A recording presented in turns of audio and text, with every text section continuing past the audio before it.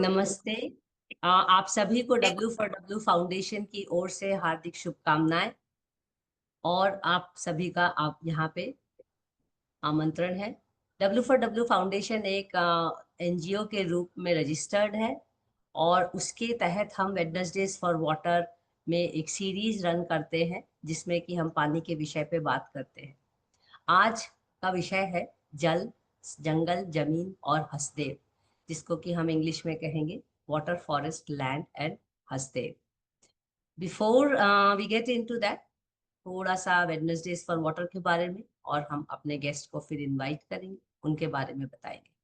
Wednesday's for water का उद्देश्य है जल विशेषज्ञों को, जमीनी स्तर के कार्यकर्ताओं को, नीति निर्माताओं को और युवाओं को साथ में लाकर जल से जुड़ी जटिल और उससे संबंधित मुद्दों पर संवाद करना और संभावित समाधान की तलाश करना।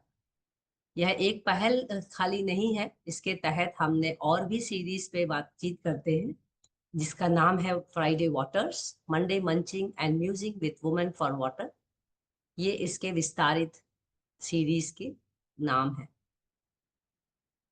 इसके अलावा हम कार्यशालाएं भी चलाते हैं ऑन साइट।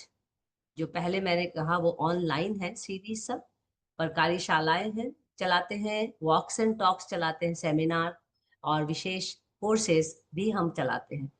हमारा मूल उद्देश्य है water conversations for water conservation.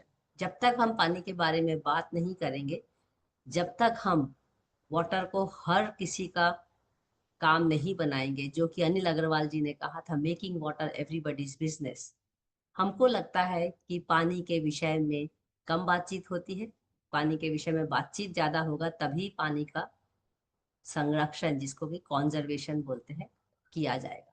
आज का जो सत्र है जल, जंगल, जमीन और हसदेव, इसमें हम बेसिकली बात करना चाहते हैं इनके रिश्तों पे। जल, जंगल, जमीन का इंसान से रिश्ता, दूसरे जानवरों से रिश्ता, और पर्टिकुलरली जो हसदेव अरण्य है, जंगल है छत्तीसगढ़ में, उसके विषय में हम बात करना चाहेंगे। मेरा नाम मानसी बाल भार्गव है और मैं W4W फाउंडेशन से आती हूँ और आज की संचालिका भी हूँ।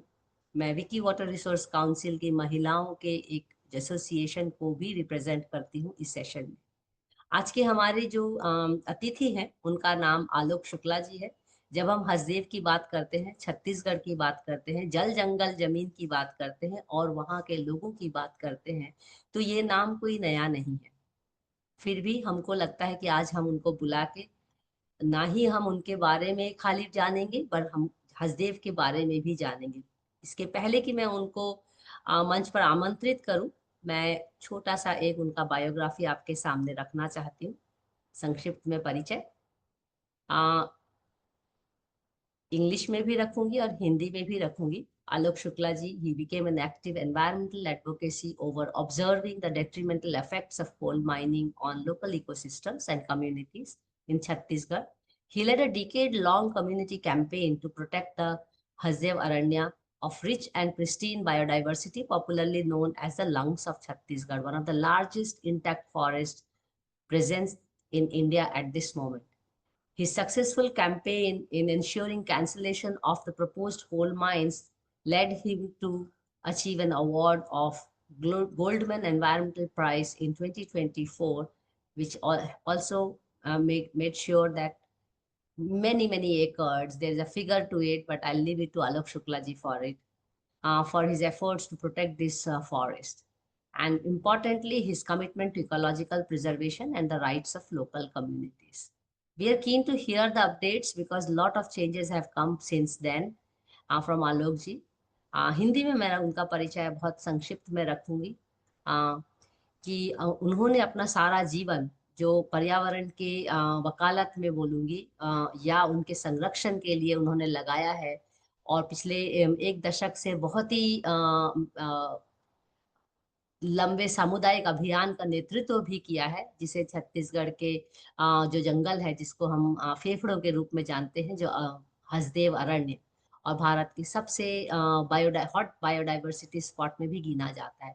उनके इस अभियान के तहत उनको गोल्डमैन एनवायरमेंटल प्राइज से भी पुरस्कृत किया गया है।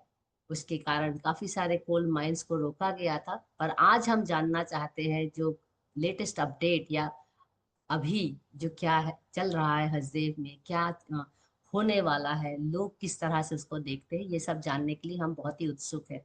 क्योंकि हमारा सीरीज वाटर से रिलेटेड है, तो हम रिक्वेस्ट करेंगे आलोक शुक्ला जी से कि हमें हसदेव के जल की स्थिति, उसकी तकलीफें और लोगों का जो ज्ञान है, ट्रेडिशनल नॉलेज, उसके ऊपर भी हमको साझा कराए। Thank you so much Alok Shukla ji for accepting our invitation and also agreeing that to talk about this such an important topic। आपका बहुत बहुत अभिनंदन, इसके साथ साथ शुभकामनाएं आगे के लिए भी। और अब आपका समय इस ऑनलाइन प्लेटफॉर्म में शुरू होता है। प्लीज आप अपना छोटा सा स्पीच रखिए, और जो हमारे यहाँ पे दर्शनार्थी हैं और यूट्यूब में भी मैं देख सक रही हूँ कुछ लोग हैं, तो उनके हम सवाल जवाब इसके बाद, आपके स्पीच के बाद ले लेंगे। Thank you.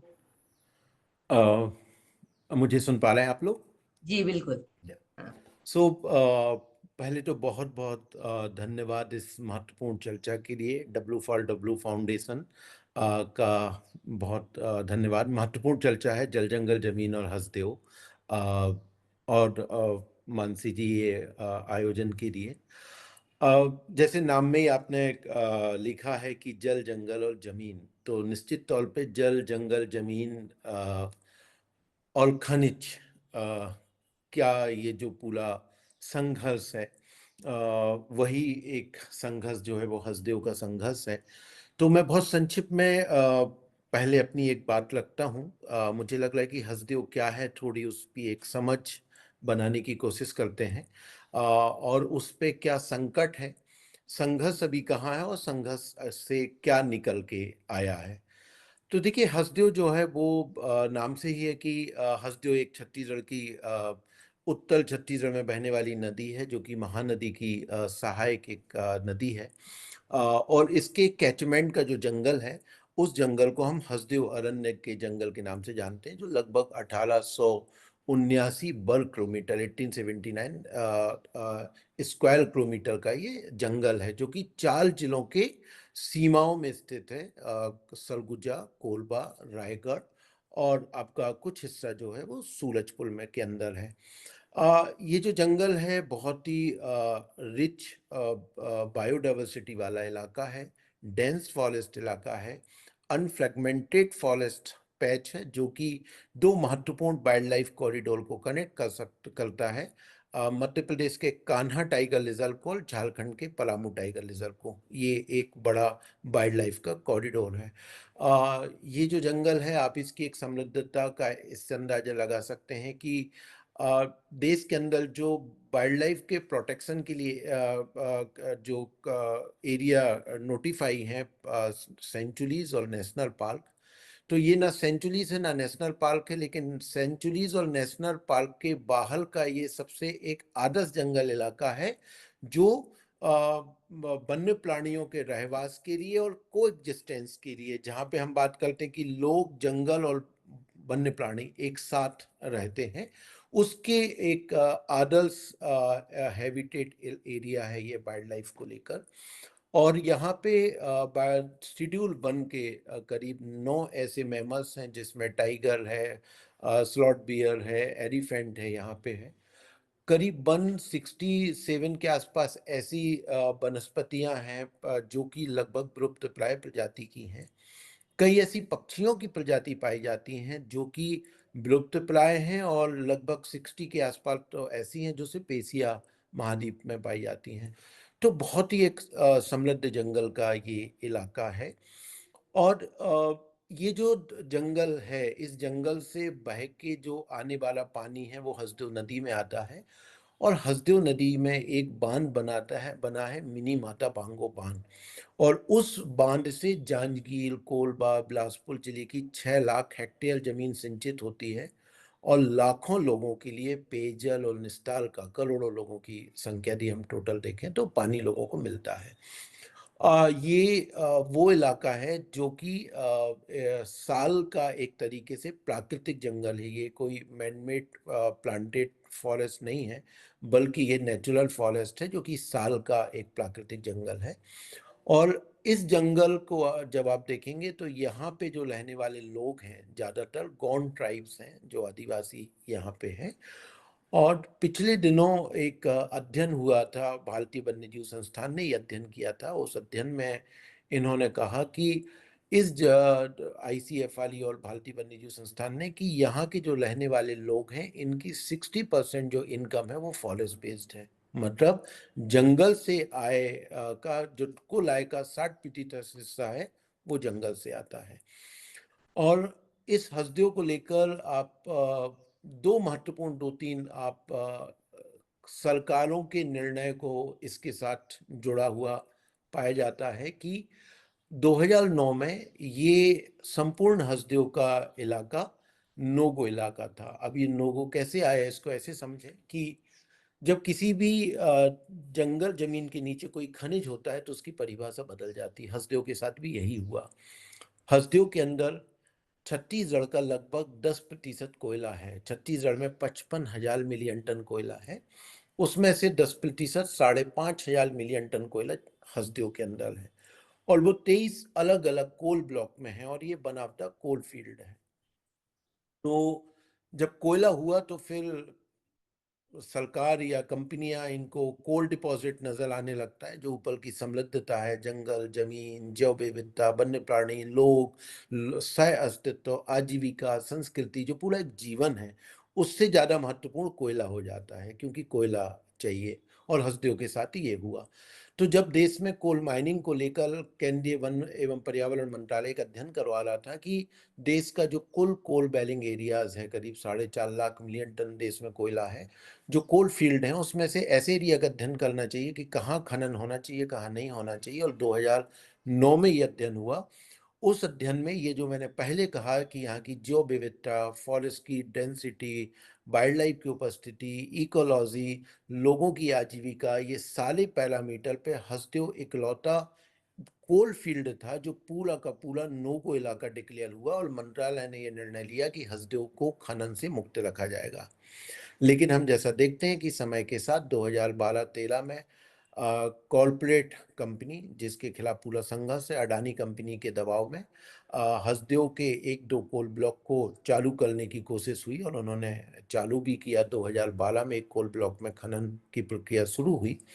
और लेकिन उसके बाद भी बाकी पूरे इलाके को नोगो इलाके की श्रेणी में रखा गया। लेकिन धीरे धीरे समय के साथ उस गो नोगो पॉलिसी को कमजोर करने की कोशिश हुई और पूरे के पूरे हस्तियों को खोलने की प्रक्रिया 2014 से विशेष रूप से चालू हुई। अ, हम सबको याद है 2014 में सुप्रीम कोर्ट का ऑर्डर में लगभग सभी कोल ब्लॉक कैंसिल हुए थे। हस्तियों को भी 23 कोल ब्लॉक जो आवंटित थे वो कैंसिल हुए।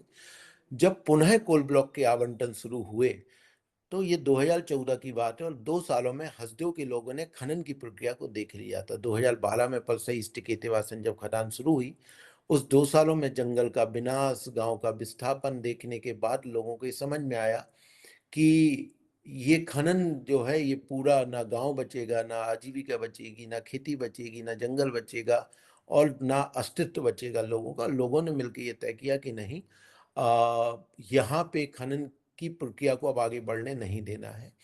और हम लोगों ने मिलकर 2013 में, 13-14 में, 13 में एक संगठन बनाया, हस्दी वलन बचाओ संघर्ष समिति। और उस संघर्ष समिति के तहत वो संघर्ष की प्रक्रिया आगे शुरू हुई। और पहली बार देश के अंदर ये उदाहरण था कि 2014 में जब कोल ब्लॉक की नीलामी शुरू हुई तो हस्तियों की 20 ग्राम सभाओं ने प्रस्ताव पारित करके ये विरोध किया कि हम किसी भी कीमत में यहाँ पे कोल ब्लॉक में खनन की इजाजत नहीं देंगे, इसलिए आप कोल ब्लॉक के ऑक्शन मत करिए। ये जो पूरी 2013-14 से जो हस्तियों का आंदोलन जारी जारी हुआ, अभी 2025 चल रहा है। पिछले 10-12 सालों से ये संघर्ष लगातार जारी है और इस संघर्ष के 3 महत्वपूर्ण आधार रहे हैं। पहला ये कि निश्चित तौर पे ये जो लड़ाई है आदिवासियों की अपनी आजीविका, और आदिवासी की जगह जब हम बात करते हैं तो गैर आदिवासी भी वहाँ पे मौजूद हैं। हस्तियों का इलाका संविधान की 5वीं अनुसूची का इलाका है जहाँ ग्राम सभाओं को विशेष अधिकार प्राप्त है। तो ये जो पैसा इलाका है यहाँ पे निश्चित तौर पे कि जो लोगों के जल जंगल जमीन का विनाश, विस्थापन का सवाल, कि विस्थापन से जो गांव उजड़ने हैं, जंगल उजड़ना है, उसके खिलाफ लड़ाई, जो आजीविका का, संस्कृति का और अस्तित्व का सवाल है। दूसरा जो हस्तियों की लड़ाई का मुख्य मुद्दा रहा, वो पर्यावरण का सवाल, कि आज हमें कोविड ने सिखाया कि किस तरीके से ऑक्सीजन का संकट कोविड में हम झेले हैं, और ये जंगल छत्तीसगढ़ के फेफड़े के रूप में जाना जाता है, मध्य भारत के फेफड़े के रूप में, और ये जंगल यदि गया तो फिर हम सबके सामने गंभीर संकट ऑक्सीजन का और पर्यावरण का होगा, और जलवायु परिवर्तन के इस दौर में प्राकृतिक जंगलों के विनाश की कीमत जो है वो बहुत भारी होगी। शायद अब और ये धरती उस कीमत को नहीं चुका सकती। तीसरा जो सवाल, वो पानी का सवाल, कि ये जो जंगल है, उस जंगल से निकलने वाला पानी और हसदेव नदी है, यदि ये जंगल खत्म हुआ तो हसदेव नदी और उस पे बना बांगो बांध खत्म हो जाएगा, जो सीधे रूप से किसानों के पानी से लेकर, खेत के पानी से लेकर और लोगों के पेयजल तक का पानी का संकट कहीं ना कहीं खड़ा हो जाएगा। और चौथा जो सवाल, कि जो पूरे वन्य प्राणी की उपस्थिति का सवाल, कि जो सह अस्तित्व उस इलाके में रहा है, जो वन्य प्राणी हैं, उनको बचाने को लेकर ये एक बात। और इन सब की जो लड़ाई का आधार वो रहा कि संविधान इस देश का ये इजाजत देता है लोगों को, विशेष रूप से 5वीं अनुसूचित इलाकों में, कि समुदाय और ग्राम सभाएं तय करेंगी कि उनके यहाँ कोई परियोजना आएगी कि नहीं। और ये आधार बनता है। इस देश के दो महत्वपूर्ण कानून हैं, पैसा कानून 1996 और वन अधिकार मान्यता कानून 2006, जो ये कहते हैं कि किसी भी वन भूमि का डायवर्जन या किसी भी भूमि का अधिग्रहण बिना ग्राम सभा की सहमति के नहीं हो सकता। और हस्तियों की ग्राम सभाएं पिछले 10 वर्षों से लगातार खनन परियोजनाओं का विरोध कर रहे हैं और विरोध जता रहे हैं, कोल ब्लॉक के आवंटन की प्रक्रिया से लेके। और ऐसा कोई चलन नहीं होगा, चाहे वो वन स्वीकृति की प्रक्रिया रही हो, चाहे वो पर्यावरण स्वीकृति की प्रक्रिया रही हो, चाहे वो भूमि अधिग्रहण की प्रक्रिया।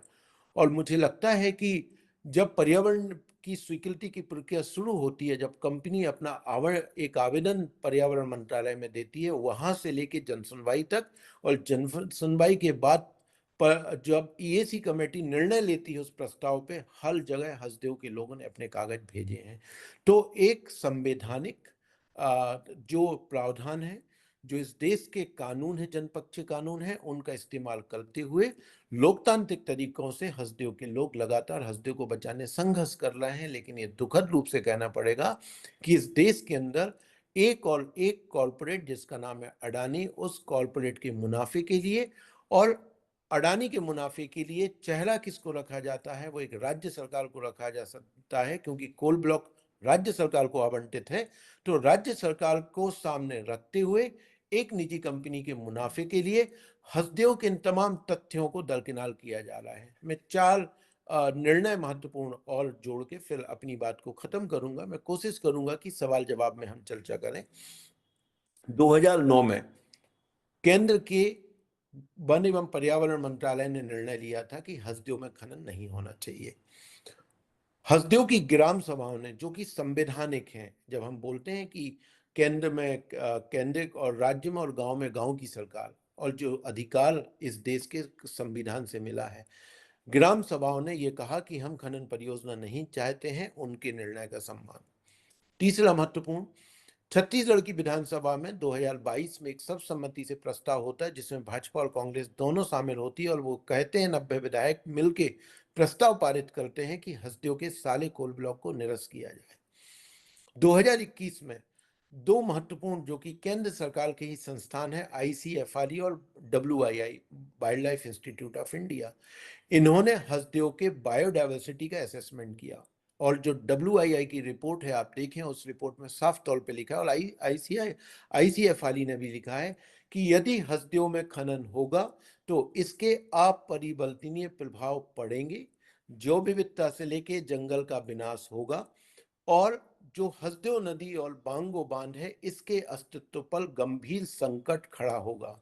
भारतीय वन्यजीव संस्थान ने इससे एक कदम आगे बढ़ते हुए लिखा कि यदि हसदेव के नैसर्गिक जो प्राकृतिक आवास है हाथियों का, इसको यदि डिस्टर्ब किया गया, इस यहाँ पे खनन परियोजनाएं खोली गई, तो छत्तीसगढ़ के अंदर जो मानव हाथी संघर्ष है वो इतना व्यापक हो जाएगा कि राज्य सरकार भविष्य में कभी इसको संभाल नहीं पाएगी। लेकिन आप देखिए, कि 2009 का नोगो का निर्णय, ग्राम सभाओं का विरोध, विधानसभा का संकल्प, WII की रिपोर्ट के बावजूद हसदेव में पिछले 3 सालों में 4 सालों में एक नई खदान, क्योंकि हसदेव में भी 2 खदानें संचालित हैं। पहली खदान है पलसा ईस्ट केतेवासन जो 2012 में चालू हुई थी और 2012 से उसी खदान का विस्तार आगे लगातार जारी है। लेकिन जो संकल्प था कि कोई नई खदान नहीं होगी, पिछले 4 सालों में एक नई कोयला खदान पलसा खदान की अनुमति दी गई, जो कि गैरकानूनी रूप से दी गई। और जब समुदाय ने विरोध किया तो वहां पे बुलडोज करते हुए, लोगों के दमन पूर्वक कार्रवाई करते हुए खनन की प्रक्रिया को आगे बढ़ाया गया। लेकिन ये भी सच्चाई है कि उसी हसदेव के संघर्ष का ये नतीजा है कि 23 कोल ब्लॉक में से वहां पे एक जो आंदोलन की डिमांड रही कि वहां पे एक लेमलू हाथी रिजर्व बनाया जाए। 2-3 मैप जरूर मैं मानसी जी आपको कहूंगा कि सामने लग दें, क्योंकि जब मैं लेमलू की बात कह रहा हूं तो वो समझ में आए कि 2021 में जब हम लोग 300 किलोमीटर पैदल चल रहे थे तो राज्य सरकार को एक निर्णय लेना पड़ा लेमलू हाथी रिजर्व बनाने का। और वो आंदोलन की वजह से सरकार ने निर्णय लिया और उस हाथी रिजर्व में 23 में से 18 कोल ब्लॉक उसके अंदर आए। बहुत शुक्रिया ये मैप दिखाने स्क्रीन के दिख लिए। रहा है ना आप लोग को? स्क्रीन दिख रहा है आप लोग को? हाँ, दिख रहा है, दिख रहा है। हाँ दिख रहा है, दिख रहा है।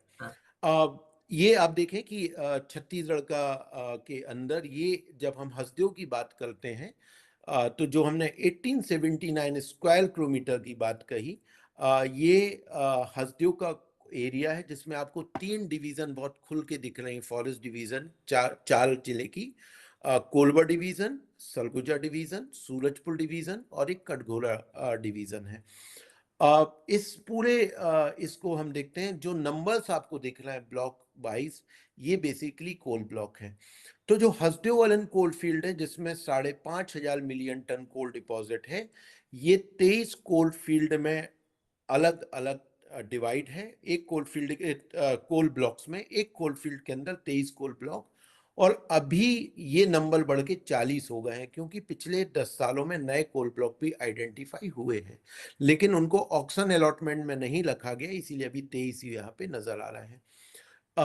इसमें आप देखेंगे कि जो 15 नंबर कोल ब्लॉक, 13 नंबर, 14 और 12 आपको दिख रहे हैं, जिसमें 13 और 14 नंबर कोल ब्लॉक आप देखेंगे, ये 13 नंबर और 14, तो जो 14 नंबर कोल ब्लॉक है इसका नाम है पलसा ईस्ट केतेवासन, जिसको हम PEKV बोलते हैं।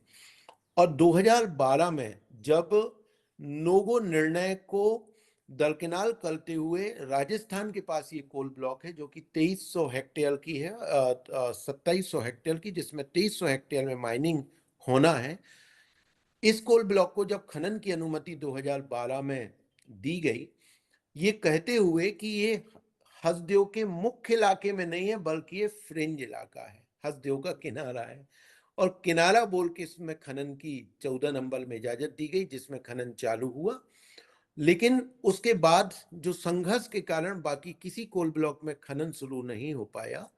अभी राज्य सरकार ने जो पिछले 2022, 23, 24 में एक नए कोल ब्लॉक को जो स्वीकृति दी, राज्य और केंद्र ने मिलके, मतलब दोनों की अनुमतियों से परियोजना आगे बढ़ती है, वो है 13 नंबर। और ये 13 नंबर भी राजस्थान के पास है, जिसका MD अनुबंध अडानी के पास है। इसका नाम है पलसा कोल ब्लॉक और ये 1200 हेक्टेयर की खदान है।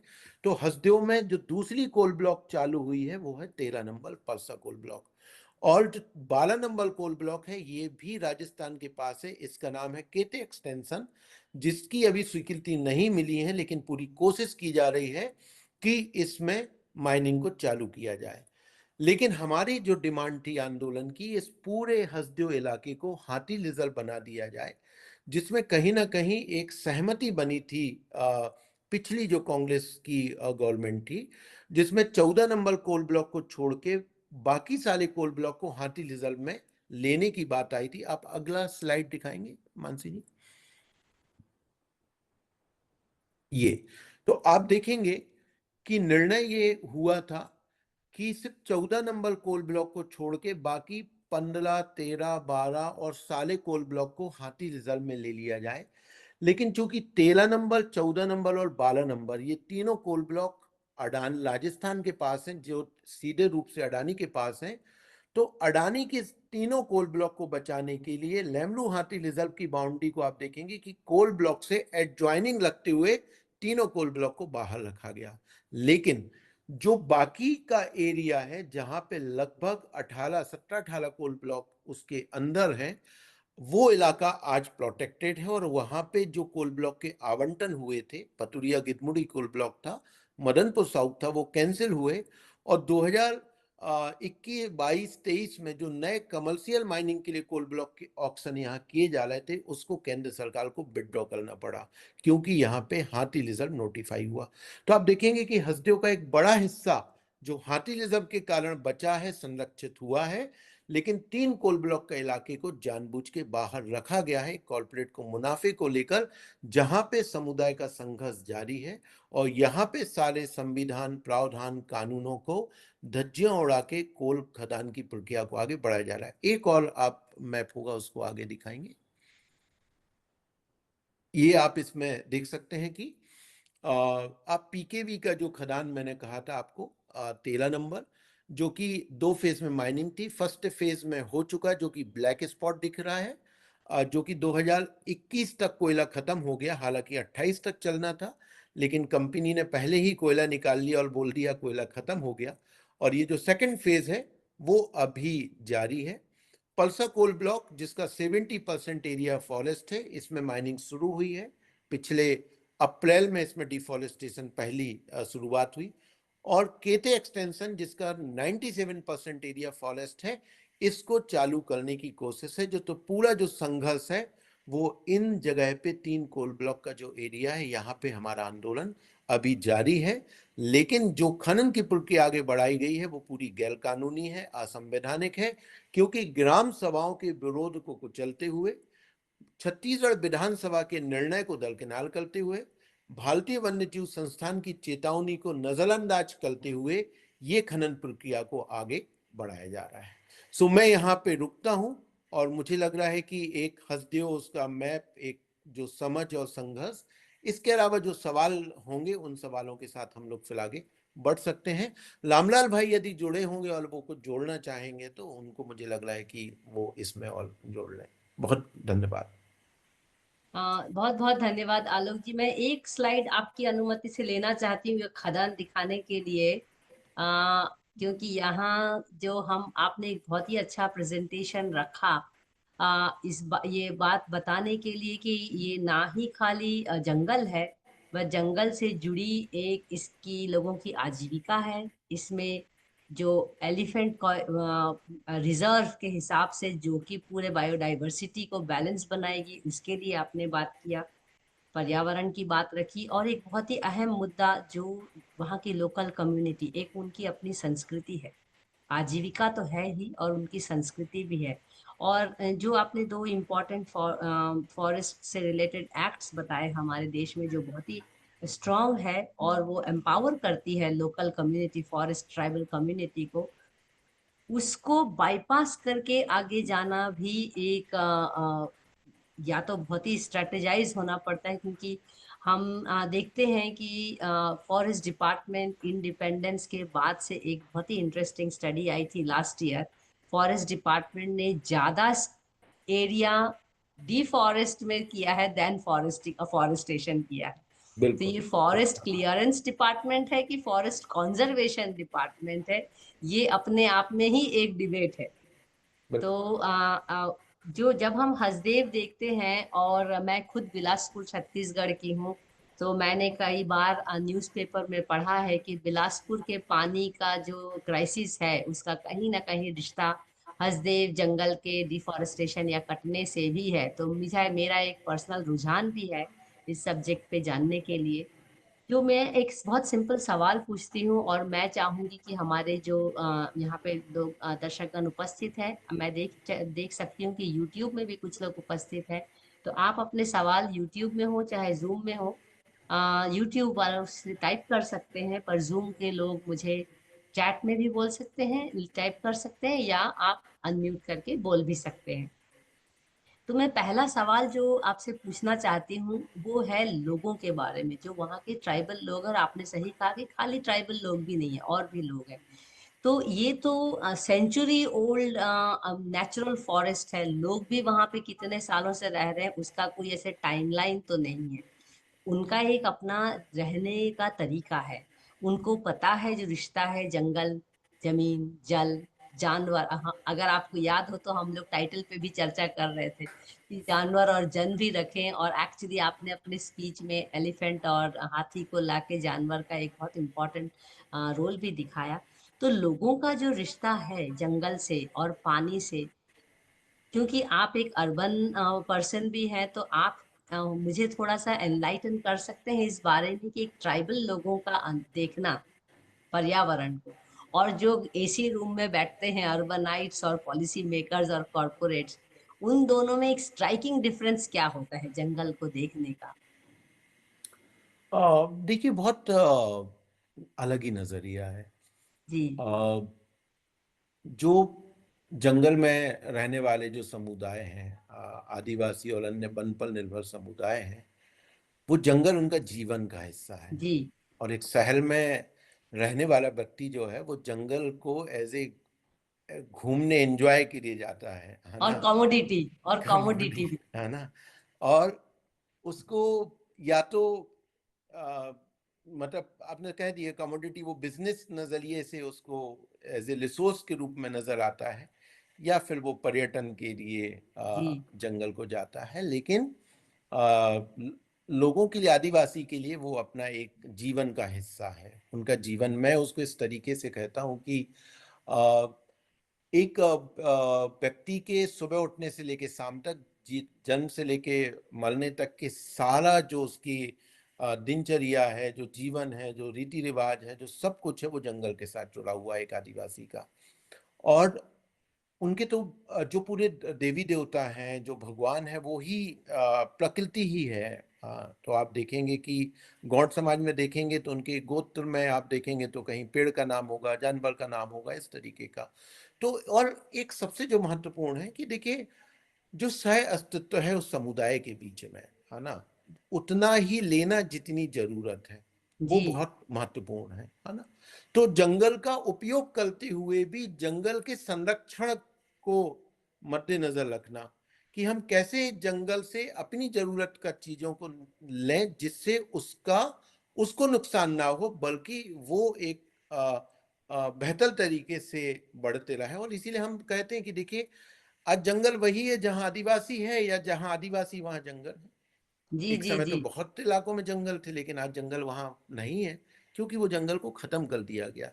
तो ये एक बहुत महत्वपूर्ण है। लेकिन आप देखिए कितना दुखद है आज के समय, जब हम लोग इसके आगे एक बात की, जब जलवायु परिवर्तन के संकट की हम बात कर रहे हैं, जो धरती पर जीवन का संकट हो रहा है। और आज जलवायु परिवर्तन का जो जो संकट है और उसके जो प्रभाव हैं, उन प्रभाव से हम सभी लोग देख रहे हैं, जो चाहे बिल्कुल। एक्सट्रीम वेदर इवेंट हो, बाढ़ हो, सूखा हो, तमाम परिस्थिति। लेकिन उस जलवायु परिवर्तन के संकट से आज सबसे ज्यादा वो समुदाय प्रभावित है, जो किसान है, जो आदिवासी है, जिनका इसमें कोई योगदान नहीं योगदान नहीं है, है हाँ। ना। वो सबसे ज्यादा परेशान है। यदि जलवायु मौसम का प्रभाव पड़ रहा है तो वो उसके महुआ एनटीएफपी कलेक्शन पे सीधे प्रभाव पड़ता है कहीं ना कहीं। हाँ। तो ये परिस्थिति आज जो समुदाय के है, लेकिन कहीं ना कहीं पूरी दुनिया के लिए वो राह है। जब हम बोलते हैं गांधी की ये प्रकृति हमारी जरूरत को पूरा कर सकते हैं, लालच को नहीं, तो कहीं ना कहीं हमें सीखना होगा उस समाज के साथ कि वो प्रकृति के साथ कैसे अपने जीवन को जीता है।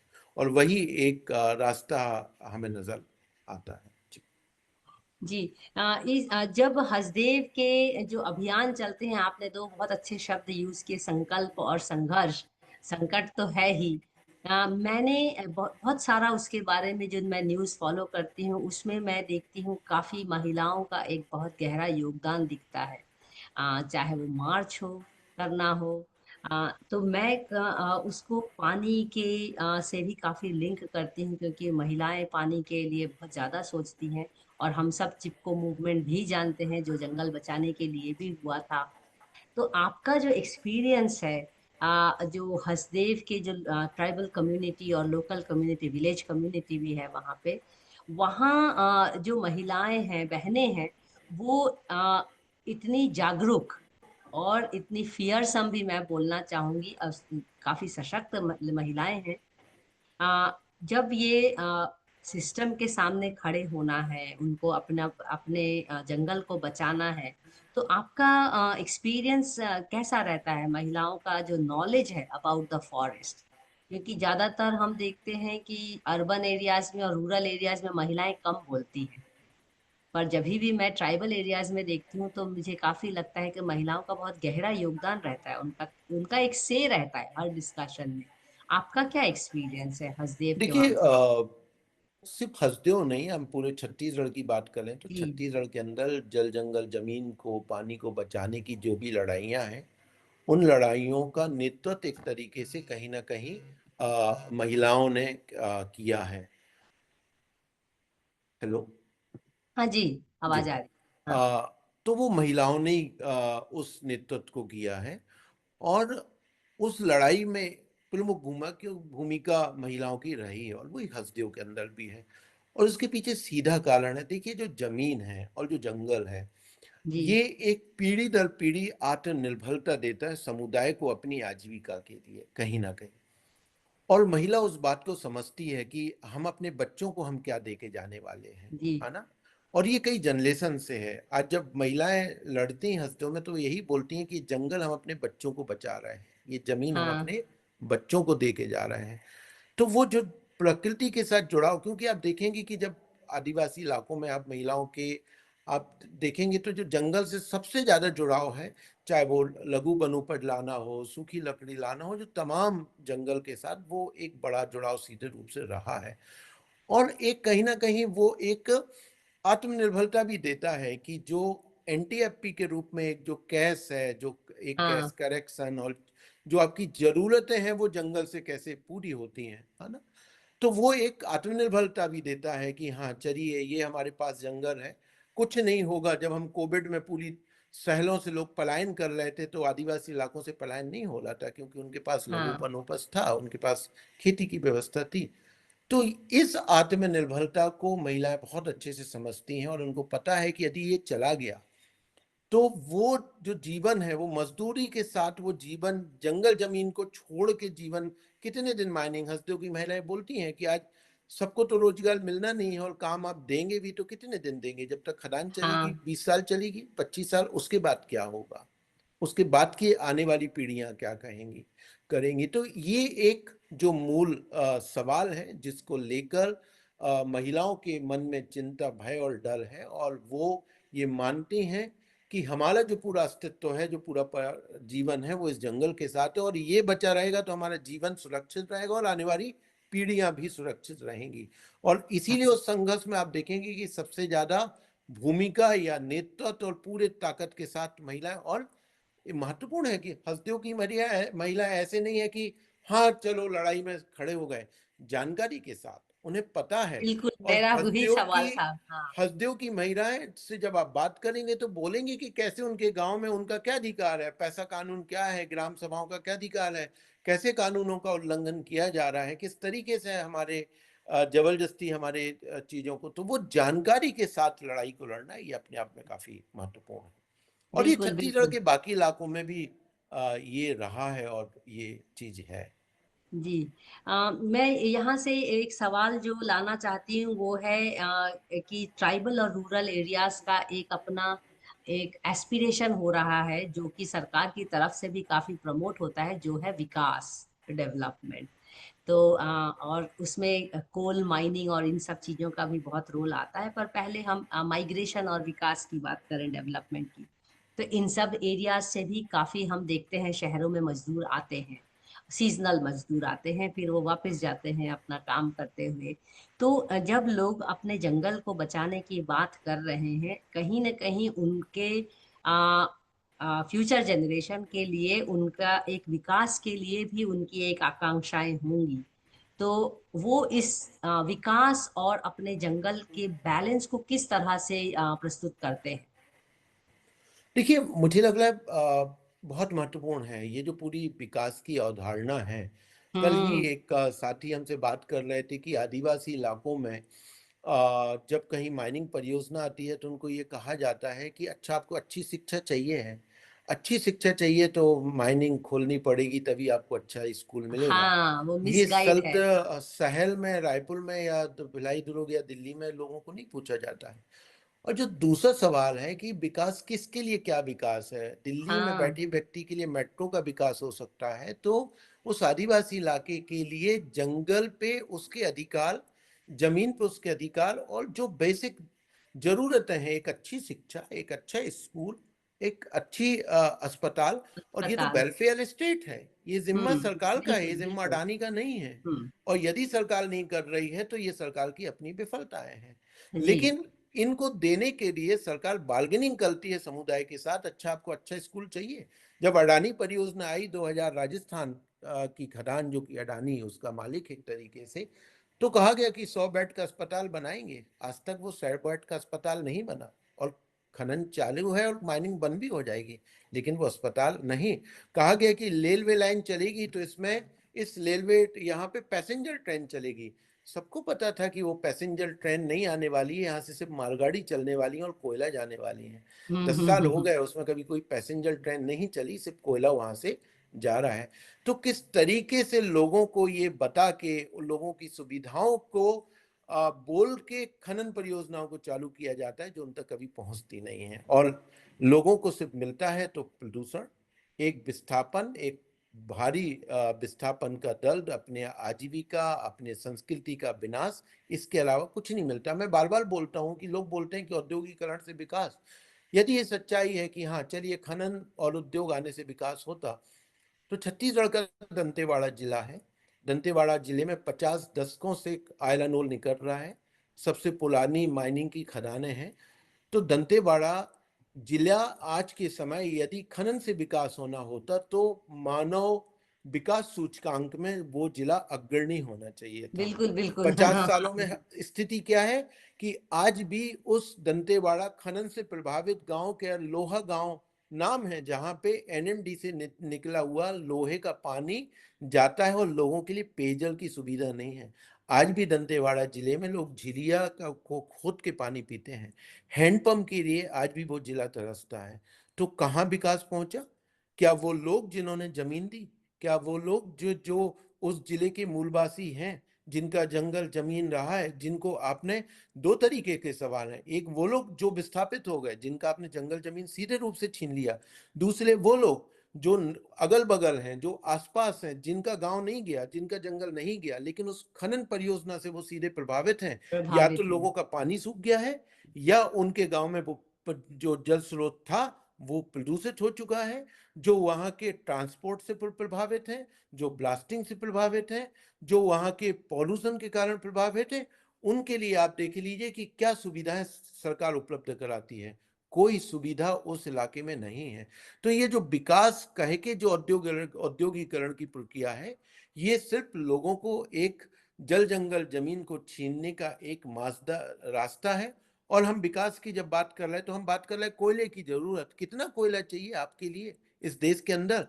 तमाम हम्म। अध्ययन है कि 2000, कोल इंडिया से लेकर सेंट्रल इलेक्ट्रिसिटी अथॉरिटी ने ये इसके अध्ययन है कि भारत की जीडीपी यदि 8% तक, 8% से रहती है तो भारत के अंदर 2040 में 1.5 बिलियन टन, 1500 मिलियन टन कोयले से ज्यादा की जरूरत नहीं है। उसके बावजूद भी जब 2070 में आप कह चुके हैं कि हम कहीं ना कहीं फेज आउट करना है कोयले को, से हमें बाहर आना है। आप इंटरनेशनल कमिटमेंट किए हैं कि 2030 तक हम 50% रिन्यूएबल एनर्जी हम अपने टोटल एनर्जी बास्केट में ऐड कर लेंगे। लेकिन बावजूद इसके 1500 मिलियन टन आपकी जरूरत है, और 2600 2700 मिलियन टन प्रति वर्ष क्षमता के कोल ब्लॉक आप आवंटित कर चुके हैं। किसके लिए, क्यों ये किया जा रहा है? और जब आपको पता है कि कोल से बाहर निकलना है तो आप आइडेंटिफाई करेंगे कि कहाँ खनन होगा, कहाँ नहीं होगा। तो ये जो तथाकथित विकास शब्द है, इस विकास के नाम पे जिस तरीके के लोगों को, रिसोर्सेस को छीना जा रहा है, ये दिख रहा है कि ये विकास नहीं, ये चंद पूंजीपतियों का विकास है। अडानी अंबानी की लूट के लिए ये सारी प्रक्रियाओं को अपनाया जा रहा है। जी, दो तीन बातें बहुत इंटरेस्टिंग आई हैं आपके इस रिस्पॉन्स से। आपने बहुत अच्छा कहा कि अर्बन एरिया के विकास की रिक्वायरमेंट अलग होती है और एक फॉरेस्ट और रूरल एरिया के विकास की डेफिनेशन भी अलग होनी चाहिए और रिक्वायरमेंट भी अलग होती है।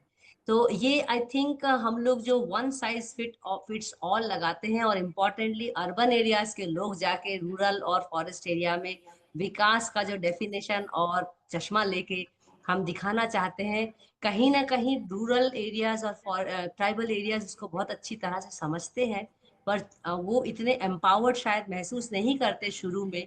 तो उनकी बात रखी नहीं जाती अनलेस एंड अनटिल जब वो कैंपेन या तो अपना अभियान चलाते हैं, तब ये बात आती है। दूसरी बात जो एक आती है कि जब खनन के लिए, और हम क्लाइमेट चेंज में ऑलरेडी सिग्नेटरी हैं, आपको भी मालूम ही है ये बात तो, और सस्टेनेबल डेवलपमेंट गोल्स में हम तो 70 के भी पार है रैंकिंग, तो हम बहुत पीछे हैं। और एनवायरमेंटल इंडेक्स में भी आई थिंक हम इवन अफ्रीकन कंट्रीज के भी नीचे हैं। तो और एक इम्पॉर्टेंट बात जो आपने रखी, वो दंतेवाड़ा से रिश्ता रखा, और ये ग्लोबली हम देखते हैं कि जहां जहां फॉरेस्ट एरियाज हैं वहां वहां एक्चुअली जीडीपी दूसरी जगहों से कम है उस। तो ये विकास का जो हम उनको बात करते हैं, वो किसका विकास, एक बहुत गहरा सवाल है। और मेरे ख्याल से ट्राइबल लोग, रूरल लोग ये बात अब बहुत अच्छे से जानते हैं, जो भी थोड़ा बहुत एजुकेशन और इंफॉर्मेशन और उनका सेंचुरीज का ज्ञान। मुझे याद है कि मैंने एक दंतेवाड़ा से रिलेटेड एक डॉक्यूमेंट्री फिल्म देखा था, जिसमें एक ट्राइबल पर्सन ने बोला कि मेरे कंधे पे बंदूक लगा के मुझसे जमीन ली गई। मेटाफोरिकली वो कह रहे थे बीबीसी को।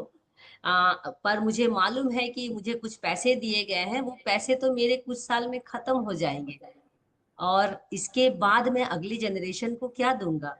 तो हम अगली जनरेशन को जंगल नहीं देंगे तो हम जल भी नहीं देंगे, जल नहीं देंगे तो हम जानवर भी नहीं देंगे, और ये सब नहीं देंगे तो एक्चुअली हम पूरे पर्यावरण की ही बात कर रहे हैं। तब उन्होंने एक बहुत अच्छी बात रखी कि अगर मेरे पास जो सेंचुरीज ओल्ड जमीन है, वो मैं अब अगले कई पुश्तें मेरी खा सकती हैं, भले थोड़ा कम खाएंगी मेरी जरूरत के हिसाब से। आज मैं कुछ साल इसमें शायद इस पैसे से ऐश कर लूं, और पहले मेरा घर पूरा जंगल होता था और अब मुझे प्रधानमंत्री आवास योजना में एक कमरा दे दिया गया है। तो ये जो डिफरेंसेस हैं, आई थिंक ट्राइबल लोग बहुत अच्छी तरह से समझ रहे हैं इस बात को। अब बात ये आती है कि आप जैसे लोग जो इम्पोर्टेंट हैं, एक ब्रिज, एक जो डिसीजन मेकिंग समाज और जो रिसीविंग एंड पे है, फायदा तो उनको कुछ नहीं मिलता, बिल्कुल सही बात है। तो हम लोग जो एनर्जी एंड रिसोर्सेज सक करके ले जाते हैं, चाहे पानी भी देखिए, बिलासपुर का पानी कहीं और से आ रहा है, रायपुर का कहीं और से आ रहा है, उनका अपना सस्टेनेबल मॉडल तो है नहीं। अहमदाबाद का तो छत्तीसगढ़ से ही आ रहा है, एमपी से, नर्मदा से आ रहा है। तो जो role of NGO, role of environmental thinkers as a bridge local communities के और गवर्नमेंट के बीच में, तो ये रोल तो बहुत क्रिटिकल है आप लोग का, क्योंकि आपको दोनों लैंग्वेज भी से बात करना पड़ता है, दो कम्युनिटीज से, जो कोई उस पे शोषण करना चाहते हैं और जो शोषण होने वाले हैं। तो आप रोल ऑफ एनजीओ को कैसे देखते हैं, रोल ऑफ एक्टिविस्ट आज की तारीख में, जो देश का जो स्थिति है, जल जंगल जमीन सभी के बुरे हाल है, ऐसा देखा जाए तो और हम ये भी देख रहे हैं पिछले कई सालों में काफी सारे एक्टिविस्ट और एनजीओ को काफी तकलीफें भी आई हैं अभियान चलाने में। आपका क्या राय है इस बारे में, छत्तीसगढ़ के और हसदेव के संदर्भ में? देखिए, मैं एक उदाहरण देता हूँ कि जब मैं 2012-13 में बाला में जब मैं हसदेव गया, तो लोग जो आज कह रहे हैं ये भी उस समय कह रहे थे कि हाँ, हम अपनी जंगल जमीन को नहीं देना चाहते, हम अपना गांव हाँ, नहीं छोड़ना चाहते। हाँ, लेकिन वो साथ में ये भी कहते हैं कि सरकार है, सरकार तो ले ही लेगी। हाँ, सवाल है कि सरकार कैसे लेगी जब इस देश में संविधान का राज है, कानून का हाँ, राज है। हाँ, लेकिन दुखद इस बात का है कि इस देश के संविधान ने जो आदिवासी इलाकों के लिए जो अधिकार संपन्न बनाया है, जो अधिकार सौंपे हैं, जो कानून इस देश की संसद ने बनाए हैं, जो विधानमंडलों ने बनाए हैं, वो कानून आज तक उस समाज की जानकारी में नहीं पहुंचे हैं। और हाँ। ये अभी भी स्थिति, आज वन अधिकार मान्यता कानून आया, आज 2008 से लेके 25 पहुंच गए, लेकिन कानून के तहत आज भी लोगों को अधिकार नहीं पहुंचे हैं, अधिकार नहीं मिले हैं। जो पैसा कानून, जो लोकल सेल्फ गवर्नेंस का मॉडल जो कानून हाँ। बना, जिस कानून में कहा गया कि गांव गांव मिलके अपने निर्णय स्वयं लेगा, गांव की अपनी सरकार होगी। 1996 में जो कानून बनता है और छत्तीसगढ़ में, मध्य प्रदेश में, झारखंड में नियम बनने में उसको 25 साल लग जाते हैं। 2022 में जाके छत्तीसगढ़ में उसके नियम बन पाते हैं। बिल्कुल। तो आप हाँ। समझिए कि जो कानून समुदाय को एम्पावर करता है, जो समुदाय को अधिकार संपन्न बनाता है, सरकार कभी भी उन कानूनों के क्रियान्वयन या उनकी जानकारी समुदाय तक नहीं ले जाना चाहता। हाँ। वो क्यों नहीं ले जाना चाहता? यदि ग्राम सभा एम्पावर होंगी तो वो हसदेव जैसी होंगी, जो हाँ। कहेंगी कि हम अपने जंगल जमीन को नहीं देना चाहते। और सरकार ये चाहती है कि जहां हम उंगली रखेंगे, जहां हमारा कॉर्पोरेट चाहेगा, उस जगह कोई प्रतिरोध, कोई विरोध नहीं होना चाहिए और वो रिसोर्सेस सीधे कंपनियों को मिल जाना चाहिए। तो जो एम्पावरमेंट का सवाल है, ग्राम सभाओं के एम्पावर, आज वही ग्राम सभाएं लड़ रही हैं।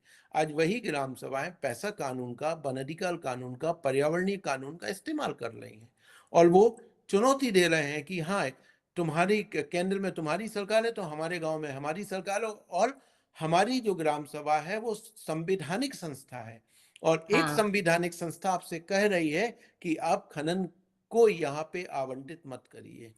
ये महत्वपूर्ण चुनौती है।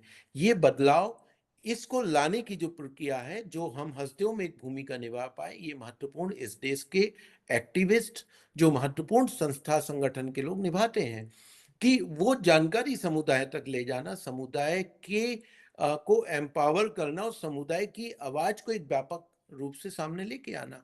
और इस प्रक्रिया में जुड़े हुए लोगों को सरकार आज सीधे रूप से कहती विकास विरोधी।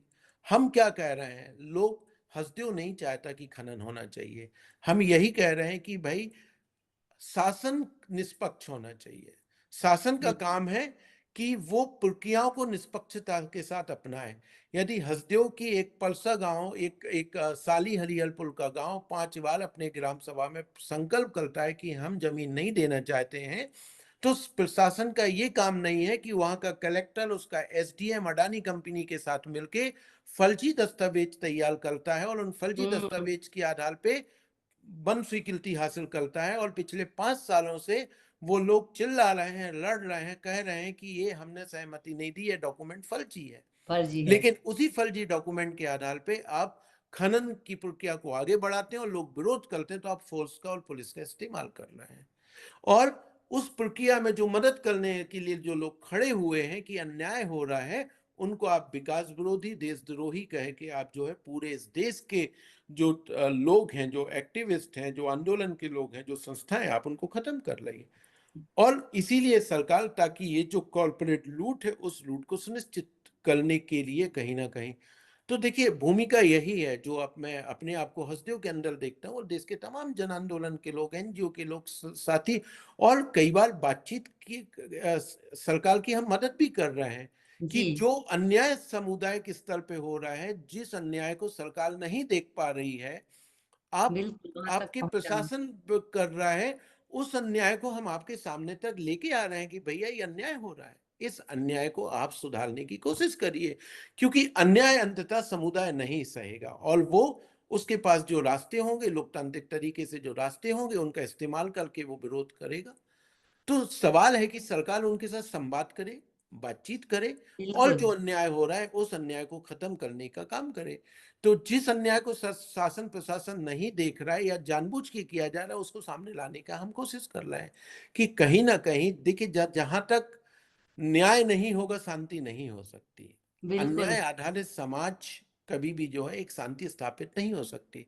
तो इस लोकतांत्रिक देश में आपको यदि कहीं ना कहीं समाज के साथ जो अन्याय है, उसको एड्रेस आपको करना पड़ेगा। तो अलग अलग भूमिकाएं हैं। भूमिकाएं ये भी हैं कि सही तस्वीर सामने रखना। जो जी। मैं जिस बात को कह रहा हूं कि आपको कितने कोयले की जरूरत है और आप कितना कोयला बिल्कुल। निकाल रहे हैं, क्या ये सरकार के पास आंकड़े नहीं है?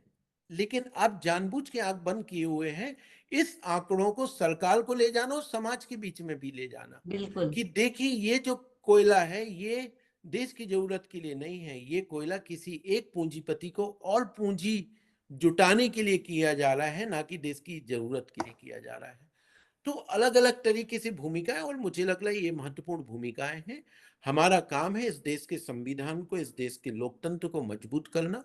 इस देश में समाज के साथ जो अन्याय हो रहा है, उस अन्याय के खिलाफ खड़े होना, उसको बोलना, और ये भूमिका है। और मुझे लग रहा है भूमिका के तरीके अलग-अलग हो सकते हैं। बिल्कुल, वो ज़मीनी समुदाय के साथ काम हो सकता है, वो उनके संघर्ष में साथ खड़े हो सकता है, वो लोगों की बात को मीडिया के माध्यम से लिखना पढ़ना हो सकता है, शासन बिल्कुल, प्रशासन के साथ संवाद बातचीत हो सकता है। लेकिन दुखद रूप बिल्कुल, से आज सत्ता का चरित्र ऐसा हो गया कि वो बातचीत संवाद में विश्वास ही नहीं रखती है। नहीं, एक्टिविस्ट मतलब वो विकास विरोधी है। हम तो कह रहे हैं ना कि आइए बातचीत करते हैं, और बातचीत करके जो गलत हुआ है उसको ठीक करने की कोशिश करते हैं। क्या कह रहे हैं हसदेव के लोग कि जो फर्जी ग्राम सभा हुई है, जो राज्यपाल ने चिट्ठी लिखी है कि भाई जो फर्जी ग्राम सभा हुई उसकी जांच की जाए, और उसके आधार पर जो स्वीकृति दी गई वो निरस्त की जाए। ये तो गैर संविधान आधारित मांग नहीं है, ये तो संविधान कानून अनुसार मांग है, ये तो न्याय का सवाल है। ये न्याय मिलना चाहिए, और इस पे सरकार को संवाद करना चाहिए। लेकिन सरकार संवाद नहीं करती है, सरकार पुलिस फोर्स भेजती है। ये अपने हुँ, आप में एक दुखद स्थिति है। लेकिन फिर भी हमें लगता है कि हमारा यही दायित्व है, हमारे जैसे लोगों की ये भूमिकाएं निभाते रहनी चाहिए। और यदि ये नहीं निभा पाएंगे तो मुझे लग रहा है कि जो अन्याय तो रहेगा, और जो थोड़े बहुत जो लड़ने का लोकतांत्रिक स्पेस है, या जो इस देश के अंदर लोगों को अधिकार संपन्न बनाने वाले थोड़े कानून प्रक्रियाएं बची हैं, उसको भी अब तो खत्म करने की कोशिश की जा रही है। हम देख रहे हैं कि पर्यावरणीय कानूनों में किस तरीके से बदलाव किया जा रहा हाँ, है। EIA तो अब खत्म ही हो गया खत्म है। कर दिया वन अधिकार कानून, पैसा कानून को कैसे कमजोर बिल्कुल, किया जा रहा है। तो एक समय संघर्ष होता था जनपक्षी कानून बनाने के लिए, और उन्हीं संघर्षों की वजह से इस देश में पैसा कानून बना, वन अधिकार मान्यता कानून हुँ, बना, हुँ, सूचना का अधिकार कानून बना, भोजन का अधिकार कानून बना, मनरेगा बना। अब इन सारे कानूनों को एक एक करके खत्म करने की कोशिश की जा रही है। तो मुझे लग रहा है कि हम एक ऐसे दौर में हैं जहाँ पे एक सब कुछ थोपने की कोशिश की जा रही है, जहाँ पे शासन सत्ता ने जो तय किया वो होना चाहिए, लोगों की अपनी राय, परामर्श, कानून, प्रक्रिया, संविधान कोई मायने नहीं लगता। और इस दुखद स्थिति में हम लोग आज के समय खड़े हैं। इन नई चुनौती में क्या भूमिकाएं होनी चाहिए, हम सबको सोचना पड़ेगा बैठ के। बिल्कुल। हाँ, आई थिंक इन इसमें नया चुनौती जो इसमें साथ में आता है, ये खाली हम संविधान और जंगल बचाने के साथ-साथ हमारे जो सबकी कलेक्टिव प्रॉब्लम जो है, वो है जलवायु परिवर्तन, क्लाइमेट चेंज। और कहीं न कहीं क्लाइमेट चेंज का इम्पैक्ट आपने बहुत सही रखा था कि वो हम लोग तो अर्बन एरियाज़ में, रूरल एरियाज़ में उसको देख ही रहे हैं, पर रूरल और फॉरेस्ट में जो कम्युनिटीज़ हैं, जिनका एक्चुअली क्लाइमेट चेंज में उतना कंट्रीब्यूशन नहीं है, पर वो बहुत ज़्यादा अफ़ेक्टेड है। तो कहीं न कहीं क्लाइमेट चेंज एक सूत्रधार की तरह एक नैरेटिव शायद हम ले सकते हैं, क्योंकि अ, उसका सहारा लेना बहुत ज़रूरी है, ना ही खाली जंगल बचाने के लिए, क्योंकि जल नहीं होगा तो जंगल नहीं होगा, जंगल नहीं होगा तो जल नहीं होगा, ये दोनों नहीं होंगे तो जानवर नहीं होंगे, वेजिटेशन नहीं होगा, लोग नहीं होंगे। तो कहीं न कहीं आई थिंक जो अंडरस्टैंडिंग जो हमारा जंगल के प्रति है, जल ज़मीन के प्रति है, और इवन जनजाति के प्रति है, जो विभिन्न तरह के लोग हैं, और छत्तीसगढ़ तो इस मामले में बहुत ही ब्लेस्ड है। आप साउथ छत्तीसगढ़ देख लीजिए, पूरा जगदलपुर एरिया, बस्तर एरिया से हसदेव एरिया। तो देश में कहीं न कहीं ये हमको बात समझनी पड़ेगी कि हर जगह विकास का डेफिनेशन एक नहीं हो सकता। तो ये बात अगर और जबकि जब एम्पावर्ड ग्राम पंचायत हैं, जो लोगों की अपनी पंचायत चलती है, तो ये जो पावर गेम है सेंटर, स्टेट, डिस्ट्रिक्ट से लेके स्मॉलेस्ट यूनिट पंचायत तक, इसमें हमारा संविधान तो सबको इक्वल पावर देता है ऑन पेपर। पर कहीं न कहीं एजुकेशन का एक बहुत अहम रोल रहेगा, और आप जैसे लोगों का जो जिसको मैं कनेक्टर कहती हूँ, डिफरेंट लेवल्स में डिफरेंट इश्यूज को, उनका एक बहुत गहरा योगदान है। तो हम आपके जो संकल्प बोले या संघर्ष बोलिए, या आप हसदेव बचाने के लिए या लोग, एक्चुअली हम लोग सबका फ्यूचर बचाने के लिए, मैं खुद छत्तीसगढ़ी हूँ, तो वहाँ जो मुश्किलें हैं आज मेरे से मैं वाकिफ हूँ उससे, मैं रहती नहीं हूँ पर जाती जरूर हूँ। तो खाली हसदेव जंगल की बात नहीं है, पर जंगल बचाने से हम लोग को भी तो पानी चाहिए शहरों में। कहीं ना कहीं ये बात कन्वे होनी चाहिए। मैंने हसदेव में भी देखा काफी यंग लोग भी आए, सोशल मीडिया का यूज किया, मीडिया का यूज किया, काफी बच्चों ने भी इस पे अपना ये चलाया है कैंपेन। तो यंगर जनरेशन को आप कैसे मैसेज देना चाहेंगे कि विकास को किस तरह से देखे और क्लाइमेट चेंज को किस तरह से देखे और किस तरह से वो अपना योगदान फ्यूचर में दे, ताकि जल जंगल जमीन और इम्पोर्टेंटली जो हमारा एक तरीका है ट्राइबल लोगों को, रूरल लोगों को सेकंड सिटीजन की तरह देखना। हमारा देश इतनी तरह से बटा हुआ है, अर्बन रूरल, जाति, रिलीजन, दुनिया भर की चीजों में।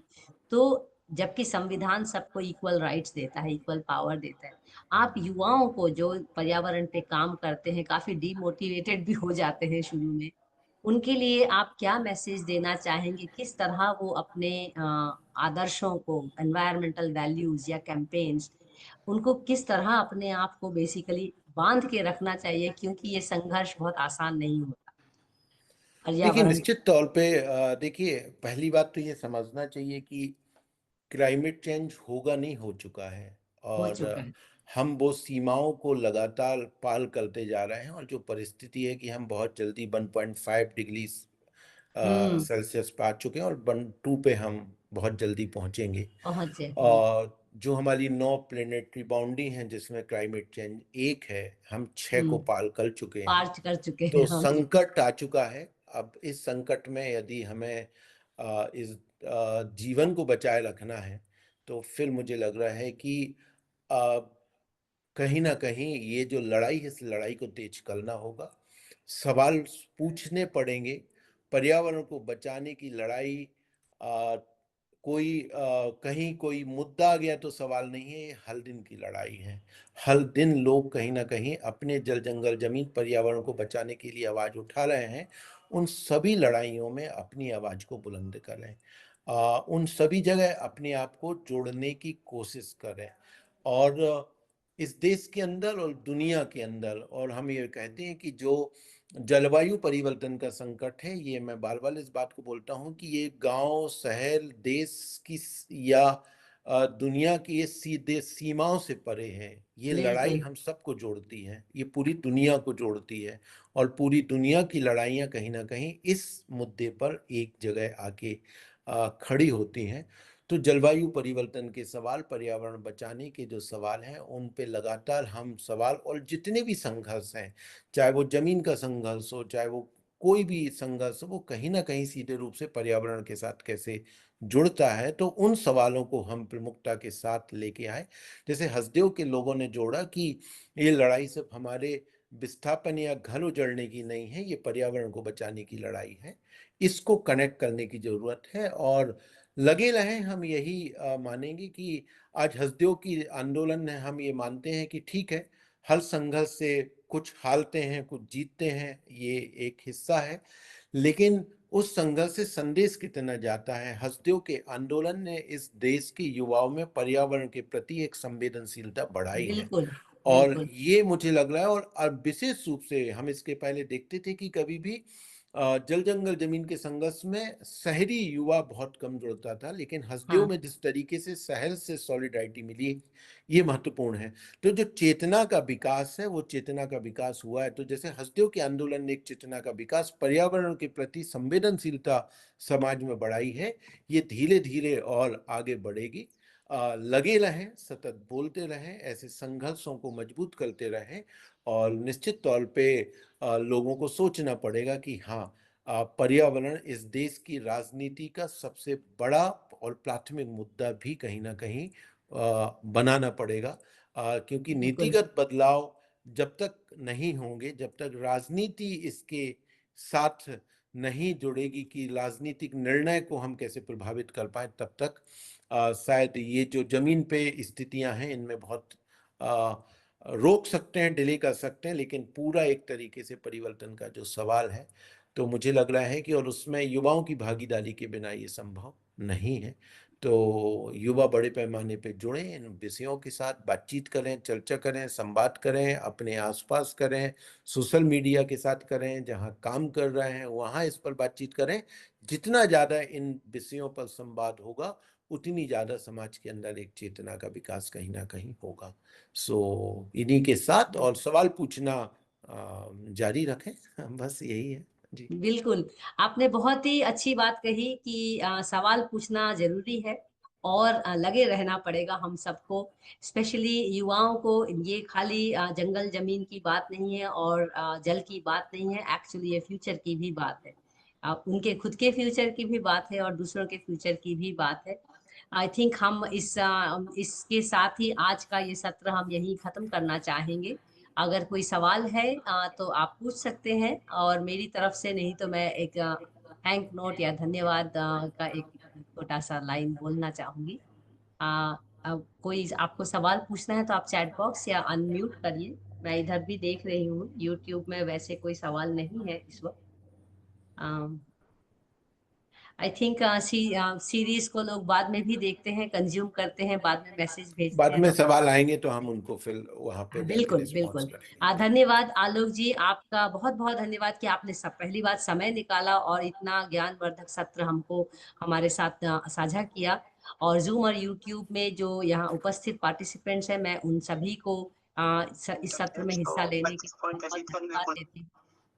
और जल वार्ता, जिसको कि हम वाटर कॉन्वर्सेशन बोलते हैं, हम वो कंटिन्यू रखेंगे। जैसे आलोक शुक्ला जी ने भी अपना लास्ट लाइन यही बोला कि हमको बातचीत करते रहना है, और W4W का भी ये टैग लाइन हम कहते हैं, जिसको कि water conversations are crucial for water conservation.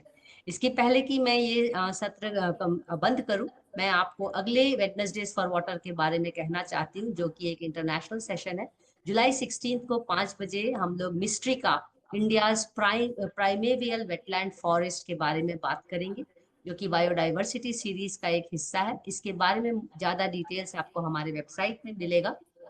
अगले मंडे को हम Monday munching and musing with women for water में to acknowledge and appreciate women's contribution in the water sector, जो कि जुलाई 17 को है।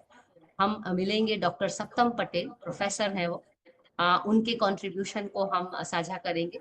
और इस वीक फ्राइडे वाटर्स आर्ट्स में हमारे पास सेशन है जुलाई 11 को at 5 PM, Goa water stories, जो कि एक सीरीज चल रहा है जिसका कि चौथा सेशन होगा, और वो है 11 जुलाई 5 बजे। हमारे सारे सेशंस 5 बजे ही होते हैं। और हमारे वेबसाइट में आप बाकी सभी सेशंस जो अब तक हुए हैं, हम बहुत धीरे धीरे 400 सेशंस के पास जा रहे हैं, जो कि दुनिया का सबसे लंबा वाटर कॉन्वर्सेशन है। जैसा कि मैंने बोला, बातचीत करते रहना जरूरी है, जुड़ना बहुत जरूरी है। आज मैं आलोक जी से जुड़ी, मुझे बहुत अच्छा लगा। ऐसा लगा मैं छत्तीसगढ़ में ही हूँ। कोई भी चीज आपको लगता है कि हम हमारी तरफ से हम कुछ कर सकते हैं W4W से, तो हमको जरूर बताइएगा। हम चाहेंगे कि जो छसदेव अभियान के साथ जुड़े और कुछ ना कुछ छोटा सा कंट्रीब्यूशन हम अपनी तरफ से भी करें। पर्सनली मैं मानसी, क्योंकि मैं वहाँ की बॉर्न एंड ब्रॉटअप हूँ और मैं तकलीफ ऑलरेडी देख रही हूँ, तो मैं पर्सनली भी जुड़ना चाहूंगी इस आंदोलन के साथ। तो thank you so much Alok ji, and thank you all of you for your patience and for the session. Please take care of your self. We see each other soon, Friday 11th and next Wednesday. Thank you so much all of you. Thank Please. You, बहुत बहुत धन्यवाद, बहुत Bye धन्यवाद। bye.